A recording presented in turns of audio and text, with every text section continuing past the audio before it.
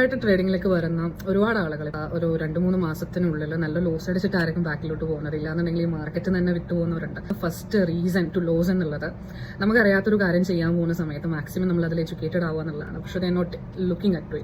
May be അവർക്ക് അവരെടുത്ത കോഴ്സുകൾ അല്ലാന്നുണ്ടെങ്കിൽ അവർ റെഫർ ചെയ്ത സാധനങ്ങളോ ഒരിക്കലും അവരെ ഹെൽപ്ഫുൾ ആവാത്തതായിരിക്കാം. ഈവൻ അവർ സ്ട്രാറ്റജീസ് പഠിച്ചിട്ടുണ്ടാകും, കൺസെപ്റ്റുകളെ കുറിച്ച് അറിയുണ്ടാവും. എഗെയിൻ അത് എങ്ങനെ മാർക്കറ്റിലോട്ട് ഇംപ്ലിമെന്റ് ചെയ്യണമെന്ന് അറിയാത്തതുകൊണ്ടായിരിക്കും. സെക്കൻഡ് തിങ്, നമ്മൾക്ക് ഹയർ എക്സ്പെക്ടേഷൻ ആണ്. ഇപ്പോൾ ഒരു ട്രേഡ് എടുക്കുന്നു, ഓക്കെ 1-2 ദിവസത്തിൽ എനിക്ക് നല്ല സക്സസ് ഉണ്ടാവണം, അല്ലെങ്കിൽ ഒരു 3 മാസത്തിനുള്ളിൽ ഞാൻ ഇട്ട ആ ഒരു ക്യാപിറ്റൽ എന്ന് എനിക്ക് തിരിച്ച് 100% എനിക്ക് റിട്ടേൺസ് എടുക്കാൻ പറ്റണം. അപ്പോൾ ആ ഒരു ഹയർ എക്സ്പെക്ടേഷൻസ് കൊണ്ട് മാർക്കറ്റിൽ പോകുമ്പോൾ നമുക്കതിൽ പിടിച്ചേക്കാൻ പറ്റത്തില്ല. തേർഡ് തിങ് എന്ന് പറയുന്നത് നമുക്ക് വാശിയാണ്. ഇപ്പൊ നമുക്കൊരു ലോസ് ഉണ്ടായാലും അതെന്താ ലോസ് ആയാലും ഐ കൻ ഡു ബെറ്റർ. ഇപ്പോൾ നമുക്കൊരു പ്രോഫിറ്റ് ആണ് ഉണ്ടായിരുന്നെങ്കിൽ നമ്മൾ കോൺഫിഡന്റ് ആയ ഒന്നുകൂടെ ട്രേഡ് എടുത്തേക്കാന്ന് പറയും. പക്ഷെ നമ്മളത് പിടിച്ചതും എടുത്തതും എല്ലാം കൂടെ കൊണ്ടു കളയുന്ന ഒരു ഇതിൽ. സോ മാക്സിമം ഇപ്പൊ ന്യൂ ആയിട്ട് വരുന്ന ആളുകൾ ചെയ്യേണ്ടതെന്നുള്ളത് മാക്സിമം പഠിക്കാൻ ശ്രമിക്കും. ഒരു 2-3 മാസത്തോളം ഒരു പ്രോഫിറ്റ് എടുക്കണേക്കാളും കൂടുതൽ നമ്മൾ അറിയാൻ ശ്രമിക്കും.